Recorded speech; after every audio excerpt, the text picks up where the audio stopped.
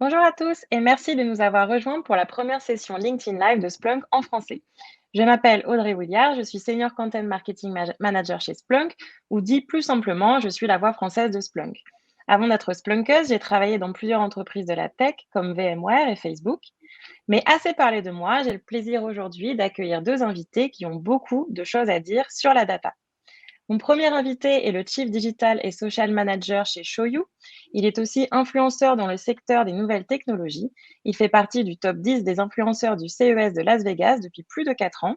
Dans une autre vie, il a aussi occupé les fonctions de Social Media Manager et de Product Owner au DX Lab de BNP Paribas. J'ai nommé Jean-Baptiste Lefebvre. Bonjour. Bonjour. Mon deuxième invité, vous le connaissez bien, il s'appelle Laurent Martini et il est vice-président Europe du Sud et marché émergent chez Splunk. Actuellement en charge de 220 Splunkers, Laurent a été directeur général France pour Pure Storage entre 2016 et 2020, période durant laquelle le chiffre d'affaires de l'entreprise est passé de 5 à 54 millions de dollars. Fan de technologie, mais pas que, Laurent aime aussi faire du vélo, du ski et voyager sur son temps libre. Bonjour Laurent. Bonjour à tous.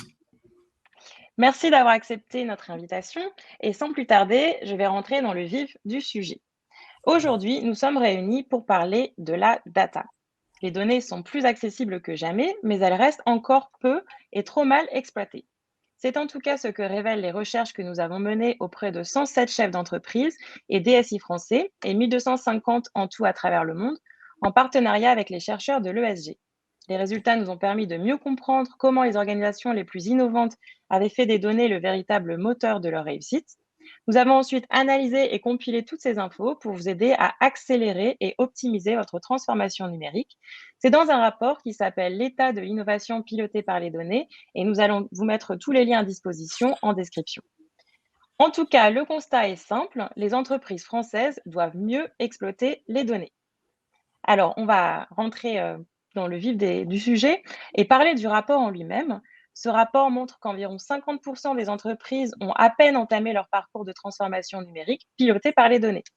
Pour le dire autrement, Jean-Baptiste, pourquoi certaines entreprises françaises sont-elles encore à la traîne? Eh bien, écoute, on l'a vu avec la crise actuelle, au moment du premier confinement, beaucoup d'entreprises n'étaient pas prêtes à travailler en remote working, n'avaient pas les outils pour travailler à distance donc. Et avec la donnée, c'est pareil. Euh, Avec l'innovation data-driven, de manière générale, les datas sont bien collectées, mais l'écueil survient lorsqu'il s'agit de les trier, de les raffiner.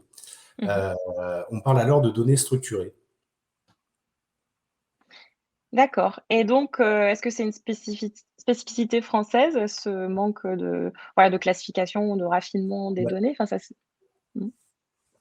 Enfin, oui, oui, votre rapport le souligne, comment beaucoup s'intéressent et collectent les données, mais peu Mhm.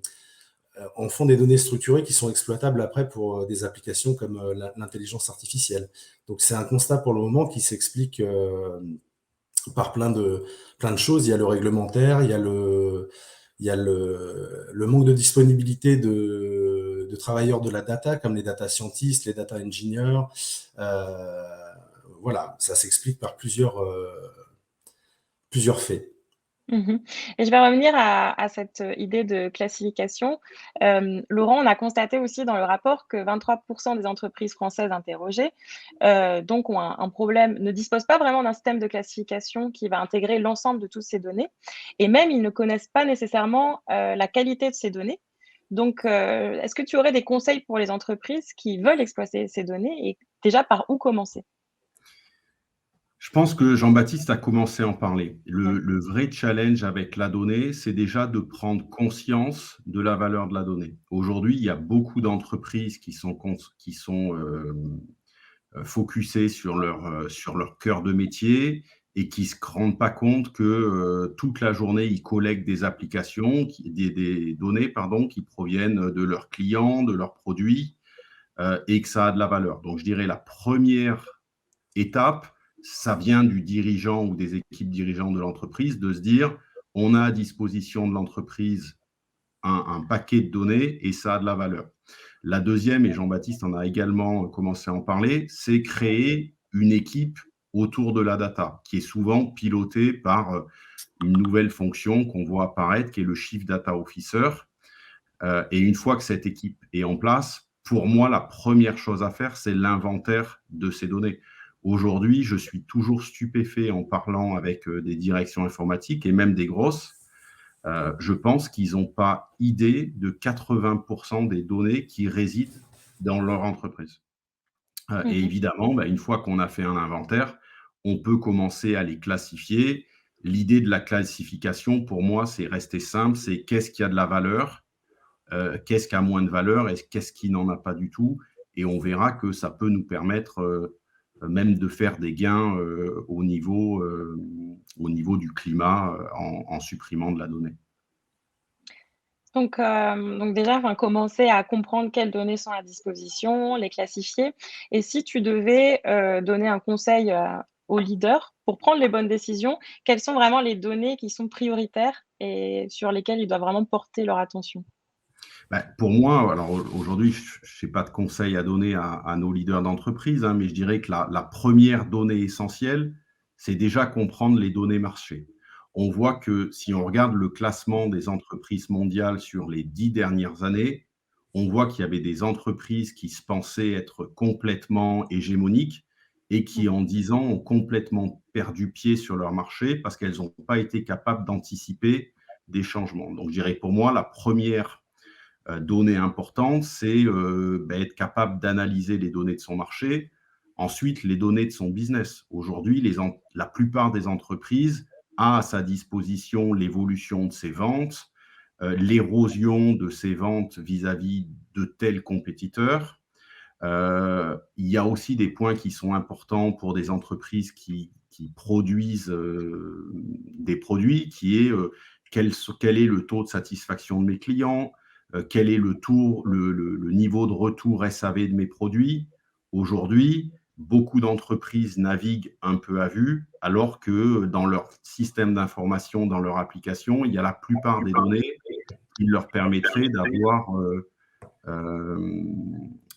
une vue de ce qui se passe depuis quelques années. Et comme l'a dit Jean-Baptiste, faire tourner des applications d'intelligence artificielle qui leur permettraient de prévenir l'avenir, de prévoir l'avenir. Pour moi, aujourd'hui, l'idée de prendre contrôle de sa donnée, c'est parce que ça peut leur permettre de prévoir et d'anticiper ce qui peut se passer sur leur marché et d'éviter de se retrouver disrupté par un nouveau entrant en quelques années. Et ça, c'est intéressant, cette partie de vision unifiée de toutes ces données. Et justement, Jean-Baptiste, quand on regarde le rapport, on se rend compte qu'en France, seulement 36 des entreprises sont en fait capables d'agréger toutes les données et ce qui pourrait permettre de casser, les silos en fait, au sein de leur entreprise. Et on voit que si on compare avec l'Allemagne, on est à 55, donc il y a vraiment un grand écart entre, ces 2 pays. Donc, à ton avis, Jean-Baptiste, est-ce que tu dirais qu'il faut vraiment, mettre la donnée, comme, enfin pour que la donnée soit vraiment l'affaire de tous? Comment arriver à ce niveau-là en France? Oui, je pense qu'il faut mettre la donnée au cœur parce que dans un monde où chacune de nos actions et de nos interactions génère des données, il devient urgent d'engager au sein de chaque entreprise des méthodes, des outils, des équipes pour optimiser l'utilisation de ces données. C'est loin d'être une charge. Ces dernières sont vraiment une ressource à mieux exploiter. Et dans ce contexte, l'IA s'avère être un révélateur d'actifs stratégiques dont les cas d'application devraient se multiplier dans les mois et les années à venir. Ne pas utiliser la donnée relève aujourd'hui d'une faute stratégique pour moi. Ça porte un risque réel sur la pérennité de l'entreprise, donc pour moi, oui, c'est vraiment l'affaire de tous. D'accord. On continue sur un peu des révélations inquiétantes, on va dire. Dans ce même rapport, près de la moitié des participants affirmaient qu'en fait, peu ou seule une minorité de leurs collaborateurs possèdent les outils et les compétences nécessaires pour exploiter correctement les données. Donc toujours cette histoire de: «OK, c'est l'affaire de tous, mais on n'a pas forcément les ressources en fait, adéquates». Donc Laurent, à ton avis, quelles mesures, là tout de suite, les entreprises pourraient-elles prendre pour, faire face à ce problème de manque de ressources ou de manque de compétences? Alors moi, j'ai l'habitude de dire que les actions doivent partir par le haut. C'est-à-dire que un employeur ne peut pas attendre que ses employés prennent des actions particulières sur la donnée si lui-même n'a pas pris conscience. Donc, comme je l'ai dit tout à l'heure, pour moi, ça démarre déjà par une vraie prise de confiance, de conscience de l'équipe dirigeante. Et ensuite, ça veut dire qu'il faut éduquer les collaborateurs, leur dire que aujourd'hui, comme vient de le dire Jean-Baptiste, la donnée représente la plus grosse richesse de l'entreprise. Et que donc, il faut y faire attention, il faut loguer les événements. On le voit, hein, par exemple, chez nous, Audrey, on utilise un CRM qui est une source de data importante et il faut qu'on soit sûr que tous les collaborateurs qui travaillent avec cet outil mettent bien, remplissent les données pour que demain, on puisse les exploiter. Donc, c'est-à-dire éduquer, former pour être sûr que chacun a bien compris ce qu'il doit faire et de quelle manière il doit enrichir cette base de données. Et je pense que le dernier point, c'est de rewarder. Je pense qu'aujourd'hui, si on se dit que la donnée est un actif stratégique de l'entreprise, on doit rewarder les collaborateurs qui permettent d'améliorer cet actif de manière régulière. Et on le voit, même nous, dans le secteur de l'IT, on a encore des choses à faire, en tout cas, du moins dans le monde européen que je vois. D'accord, et ça, Jean-Baptiste, c'est aussi, ton point de vue par rapport à la formation des collaborateurs, des dirigeants à la data ou peut-être même des exemples que toi tu aurais vus, qui ont bien fonctionné? Mais ouais, je rejoins Laurent. C'est vrai qu'il y a des formations d'excellence et de qualité qui existent en France, mais c'est plus la quantité qui fait défaut par rapport au nombre de formations proposées et des personnes qui suivent les cursus. J'avais lu récemment qu'il manquait environ 250 000 data scientists en France au cours de l'année 2020 pour satisfaire toutes les entreprises et les projets en cours. Mmh. Euh, des profils comme data scientist, data analyst ou encore data engineer, je pense qu'il est nécessaire d'acculturer encore plus autour de ces métiers. Moi, je trouve qu'on n'en parle pas assez et que c'est pas assez mis à la portée du grand public. Même au niveau de l'orientation comment je dirais, des lycéens après le bac, Mmh. c'est pas des choses qui sont encore suffisamment vulgarisées à mon niveau. Et l'autre point que je vois, en fait, c'est qu'il serait nécessaire aussi pour les entreprises de proposer des formations internes, parce qu'on le sait, les métiers évoluent, ils changent rapidement, de nouveaux métiers sont créés.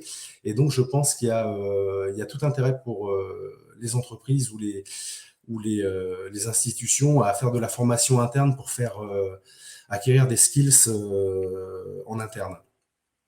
Ouais, donc c'est ça, à l'heure actuelle, on se rend compte, bon, bah, déjà, il va falloir que les jeunes soient formés à ces nouveaux métiers et puis si, les jeunes ne sont pas formés, on va former des gens qui sont déjà en entreprise et on va peut-être faire de la reconversion ou on va peut-être, apporter des compétences data à des postes déjà existants.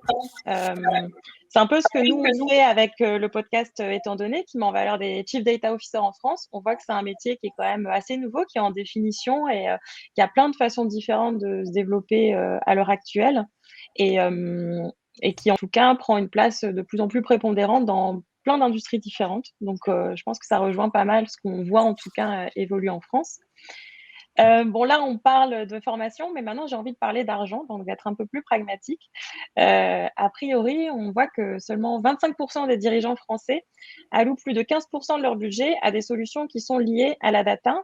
Et en fait, quand on regarde au niveau mondial, on est plutôt à 37%. Donc, il y a quand même une sacrée différence. Alors, Laurent, comment tu expliques cette différence d'investissement en France?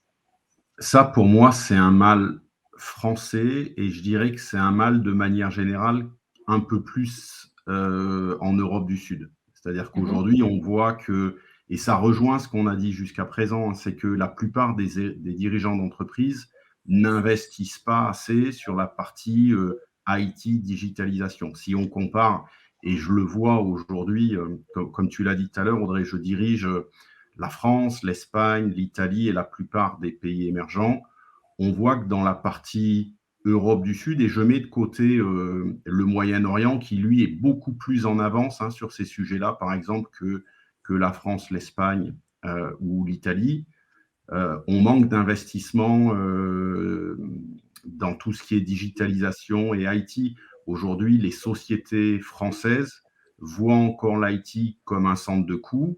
alors que si on la compare avec des sociétés américaines, d'Europe du Nord, d'Angleterre, et encore une fois, hein, même du Moyen-Orient, elles ont compris que l'IT, la digitalisation, provoquait un vrai avantage concurrentiel. Et pour donner un exemple, cette semaine, je regardais la capitalisation boursière des sociétés automotives, donc Mhm. les créateurs d'automobiles. Aujourd'hui, une société comme Tesla, la valeur de Tesla est presque 15 fois plus grosse que Volkswagen, qui était le plus gros acteur européen. Et clairement, on voit que Tesla, qui a démarré il y a quoi, une grosse dizaine d'années, a très vite investi essentiellement en informatique. Et aujourd'hui, ben, on voit l'avantage concurrentiel qu'il a. Aujourd'hui, je pense que Tesla serait capable de racheter la plupart de tous les acteurs automobiles du marché, alors qu'ils étaient pas présents, alors qu'ils sont présents depuis presque une centaine d'années et que Tesla n'existait pas il y a 10 ans. Et ça, on voit que la différence, elle s'est faite ben, sur tous ces sujets-là. Euh, Informatique, intelligence artificielle, data. Aujourd'hui, vous achetez une Tesla, vous êtes complètement connecté. Tesla est capable de comprendre vos besoins, est capable de vous fidéliser, ce qui n'est pas capable de faire un acteur comme Volkswagen, Peugeot ou autre.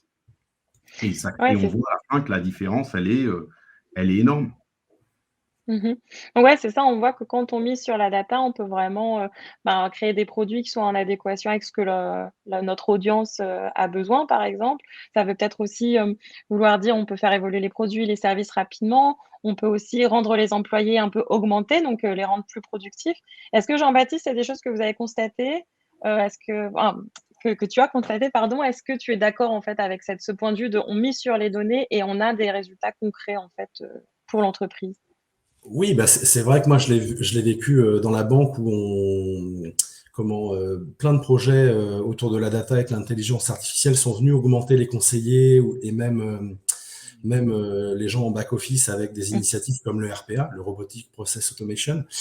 Mais sinon, on peut citer des exemples que tout le monde connaît, comme Amazon, qui au moment où vous allez valider votre panier, va vous proposer des produits additionnels parce qu'il vous connaît, il sait quelles sont vos habitudes, et puis c'est une façon de vendre plus, en fait.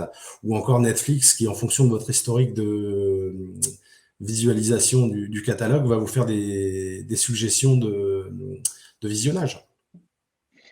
Et ça et du coup, J'allais prendre c'est l'exemple, Audrey, si mmh, je rebondis oui? sur ce qu'a dit Jean-Baptiste, j'allais prendre l'exemple de Netflix, hein. Netflix, c'est un autre exemple. Netflix a complètement révolutionné et je dirais tué le marché de la location de DVD, pareil en 10 ans. Parce que comme le dit Mmh. Jean-Baptiste, quand tu te connectes sur Netflix, basé sur tout ce que tu as vu, bah, ils vont te proposer un certain nombre de choses et Mmh mh. donc te rend addictif. Spotify est un autre exemple. Je pense qu'il y a 10 ans, personne pensait qu'il serait capable d'utiliser de la musique en mode streaming. On achetait tous nos CD. Aujourd'hui, on va sur Spotify et basé sur ce qu'on a écouté, ils sont capables même de nous créer une playlist pour Laurent Martini. Donc, bah, ça nous montre, bah, là encore, hein, Spotify a complètement pris ce marché-là. Et aujourd'hui, je pense que on voit bien que la plupart des musiciens gagnent plus d'argent par les ventes de CD. Et ça s'est passé en 10 ans. Hein. Donc, le facteur temps, il est vraiment, vraiment important. Et c'est ça que les entreprises doivent comprendre. On peut être une société établie depuis 100 ans, avoir une position de leader. Si aujourd'hui, on ne prend pas conscience qu'il faut piloter ces données pour comprendre ce que font les compétiteurs, comprendre ce que veulent vos clients, et la qualité des produits qu'on vend, en quelques années, on peut passer d'un statut de numéro un à être au bord de la faillite, en fait.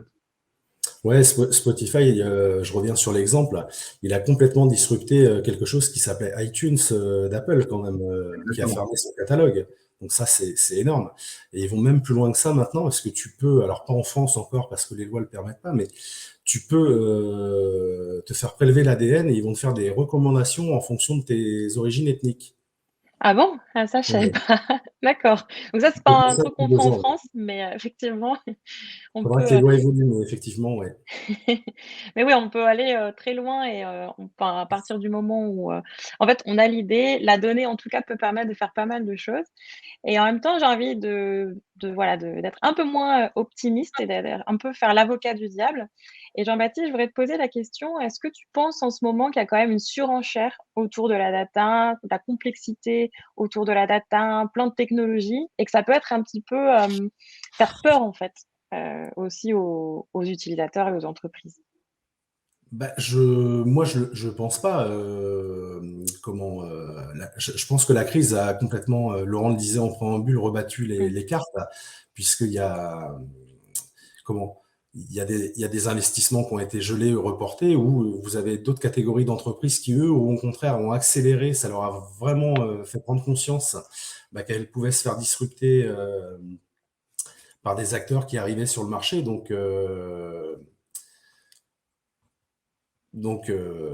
Voilà, non, je pense pas qu'on en fasse de trop autour. C'est vrai on en parle beaucoup, on parle beaucoup d'intelligence artificielle, mais dans les faits, dans le fait, je pense pas qu'on en fasse trop. D'accord, donc toi, C'est tu mon point penses de que vue. c'est juste, voilà, c'est le moment, en fait. On est au bon moment pour parler data. Sur un autre sujet plus, d'actualité, je disais récemment dans un baromètre, publié par l'Union européenne qu'en fait la France, elle était à la traîne par rapport à la moyenne européenne sur l'utilisation du cloud. Donc 21 des entreprises françaises utilisent le cloud, donc qui est quand même une technologie, on va dire dans l'écosystème, hein, de la data, contre 26 en moyenne dans l'Union européenne. Donc toi, comment t'expliques ce retard et quelles seraient pour toi les réticences, qui sont, liées à voilà, à cette adoption? Bah, j'aurais tendance à dire que l'écart entre la France et l'Europe, il existe certes, mais il est pas si important que ça. Mais je pense qu'on peut l'expliquer, principalement par la régulation, pardon, dans certains Ouais. secteurs. Et je vais prendre un secteur que je connais bien, qui est celui de la banque. Mmh. Heu, on a déjà un souci, dans la banque, d'infrastructure qui est vieillissante, qui commence vraiment à dater sérieusement. Mmh. Et le fait de pouvoir implémenter des solutions cloud, dans la banque représente des coûts, financiers très, très importants. Donc ça incite à la réflexion avant de migrer une partie de ses activités dans le cloud. Ça, je pense que c'est un premier point, important. Heu, effectivement, bien entendu, je dis pas que les banques travaillent pas avec le cloud, c'est pas mon propos, Mmh. mais il y a des charges de travail, substantielles qui ont été migrées. Mais il existe encore beaucoup de réticences lorsqu'il s'agit de déplacer des activités principales ou back-office, dans le cloud. Et aussi, bien entendu, il y a des questions de souveraineté qui rentrent en ligne de compte dans le secteur de banque et d'autres, entreprises et institutions. Mmh. C'est ça et donc c'est bien que, voilà, tu donnes aussi ton point de vue, toi, en ayant travaillé dans la banque, tu as aussi, voilà, connu, ces réticences en tant qu'acteur, vraiment, de l'industrie. Ouais, qui existent toujours, hein. Voilà, c'est ça. Mmh.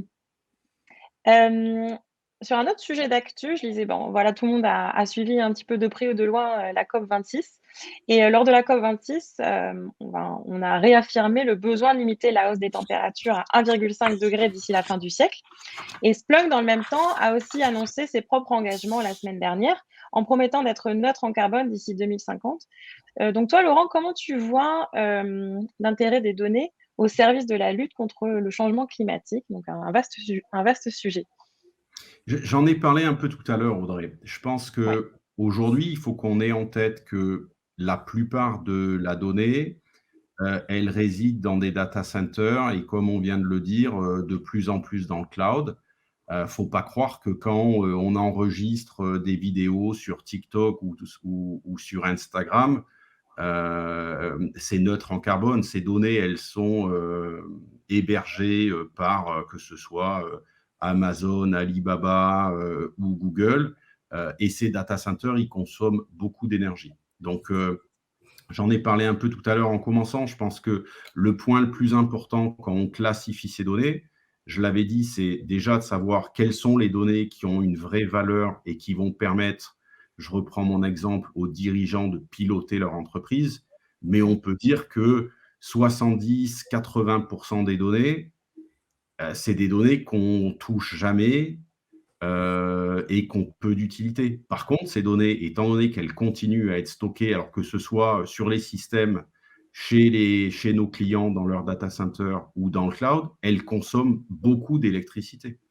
Donc pour moi, un des premiers avantages de Splunk, c'est reprendre le contrôle de ces données, être capable de savoir ce qui sert et ce qui sert pas, et ce qui sert pas, ben, être capable de le diléter. Je prends souvent l'exemple, je pense qu'on a tous fait des déménagements et puis on a des cartons qui dorment dans notre cave ou au fond de notre garage, qu'on n'a pas utilisés depuis 5-6 ans. Elles continuent à prendre de la place. Splunk, si je prends une image, permettrait de dire, ben, dans tel carton, il y a cette partie qui est importante. Il y a les 10 cartons d'à côté, ils ne sont pas importants. Vous pouvez déjà les charger dans votre voiture et les amener à la déchetterie. Ben, globalement, dans le monde virtuel, c'est ce que ferait Splunk. Et on peut tout de suite imaginer les gains en termes d'électricité. Un point aussi important, Splunk a communiqué cette semaine sur un objectif de neutralité carbone. Et Splunk s'est engagé à ce qu'on soit neutre en termes d'émissions carbone en 2050. D'accord.